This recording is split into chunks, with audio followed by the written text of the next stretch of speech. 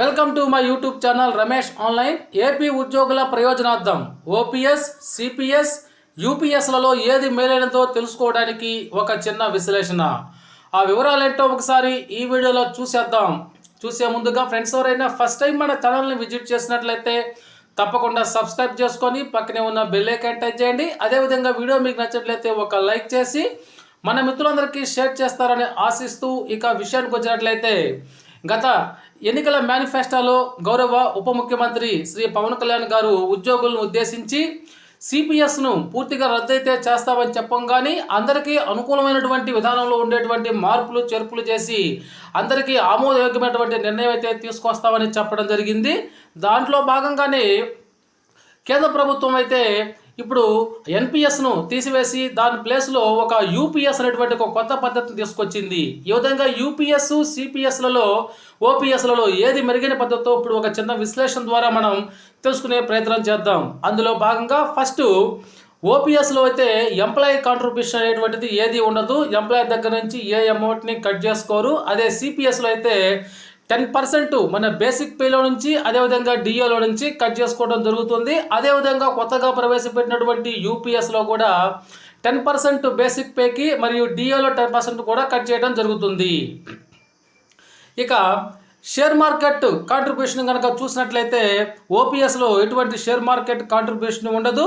అదే సిపిఎస్లో మాత్రము ఖచ్చితంగా షేర్ మార్కెట్ కాంట్రిబ్యూషన్లో ఉంటుంది. మన అమౌంట్ని షేర్ మార్కెట్లో పెట్టడం జరుగుతుంది. ఇక యూపీఎస్కి వచ్చేలేకి వాళ్ళు ఎక్కడ అమౌంట్ను పెట్టుకున్నప్పటికీ ఆ లాభ నష్టాలను మాత్రము గవర్నమెంట్నే బేర్ చేస్తుంది. బేర్డ్ ఆన్ గవర్నమెంట్ అని చెప్పుకోవచ్చు. ఇక గ్రాట్యుటీ విషయానికి వచ్చినట్లయితే ఈ మూడు పద్ధతుల్లో కూడా గ్రాట్యుటీ ఉంటుంది. ఇక కమిటేషన్ విషయానికి వచ్చినట్లయితే ఓపీఎస్లో కమిటేషన్ ఉంటుంది, సిపిఎస్లో కమిటేషన్ అనేటువంటి ప్రసక్తే ఉండదు.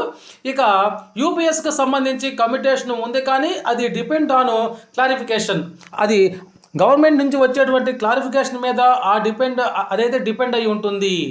ఇక పెన్షన్ చూసుకున్నట్లయితే ఓపీఎస్లో 50% of last basic pay plus DA మరియు లాస్ట్ బేసిక్ పేలో 50% ఉంటుంది.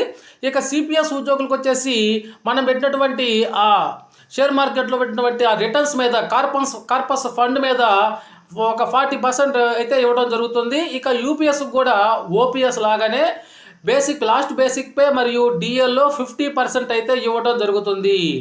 ఇక పిఆర్సి ఆన్ పెన్షన్ చూసుకున్నట్లయితే ఓపీఎస్లో ఉంటుంది, అది సిపిఎస్ వారికి మరియు యూపీఎస్ వారికి అయితే ఈ విధానం ఉండదు. ఇక AQP additional quantum of pension కనుక చూసుకున్నట్లయితే ఓపీఎస్ వారికి అయితే ఉంటుంది. సిపిఎస్లో అసలు ఏక్యూపీ ప్రసక్తే లేదు.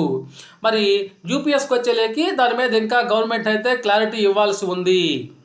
ఇక ఫ్యామిలీ పెన్షన్ విషయానికి వచ్చినట్లయితే ఓపీఎస్ వారికి ఫ్యామిలీ పెన్షన్ ఉంటుంది. ఇక సిపిఎస్ వారికి ఉంటుంది, కానీ అది ఆప్షనల్గా ఉంటుంది.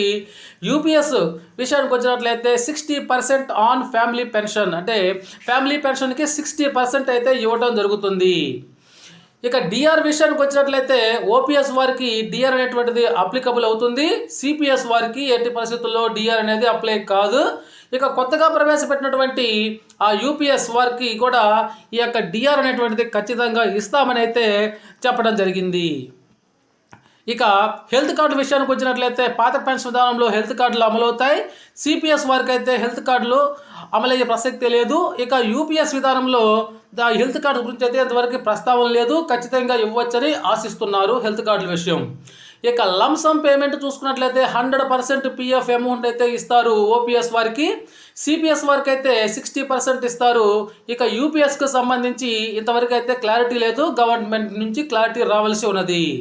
ఇక family pension for deceased employees family pension చూసుకున్నట్లయితే ఈ ఓపీఎస్ విధానంలో కానీ సిపిఎస్ విధానంలో కానీ అదేవిధంగా కొత్తగా ప్రవేశపెట్టిన యూపీఎస్లో కానీ ఈ యొక్క ఫ్యామిలీ డిసీజ్డ్ ఎంప్లాయీస్కి అయితే డ్యూటీలో ఉండి డిసీజ్ ఎంప్లాయీస్కి అయితే ఈ ఫ్యామిలీ పెన్షన్ అనేటువంటిది ఈ మూడు విధానాల్లో అప్లికబుల్ అవుతుంది. ఓకే ఫ్రెండ్స్, ఈ విధంగా ఈ విశ్లేషణ ద్వారా మనకి ఏది బాగా ఉంటుందనేటువంటి ఒక చిన్న విశ్లేషణ అయితే చేయడం జరిగింది.